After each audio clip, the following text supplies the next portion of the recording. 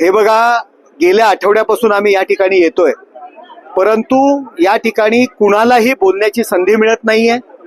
त्याचबरोबर सदन सारखं सारखं तहकूब केलं जातंय. या अधिवेशनामध्ये आमच्या मतदारसंघातील लोकांनी आम्हाला निवडून कशासाठी दिलंय? मतदारसंघातील अडचणी या ठिकाणी मांडण्याकरता, त्या सॉल्व्ह करण्याकरता, परंतु अजिबात या ठिकाणी संधी मिळत नाहीये. विरोधी पक्ष मासळी बाजारप्रमाणे या ठिकाणी वातावरण करत आहे, हल्लागुल्ला करून सदन तहकूब करत आहे. म्हणून आम्ही सर्व नवीन एमपीज एकत्र आलेलो आहोत आणि आम्ही आता अध्यक्षांकडे मागणी करत आहोत की हे सदन चाललं पाहिजे. विरोधी पक्षांना जर तुम्हाला बोलायचं नसेल, तुमच्या मागण्या जर या ठिकाणी मांडायच्या नसतील तर सदनाच्या बाहेर जा.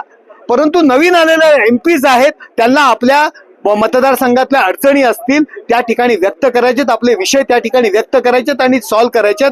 करोडो रुपये खर्च करून या जो देशाचा खर्च होतोय आणि आपण संसद चालून देत नाही, याचा निषेध या ठिकाणी आम्ही करत आहोत.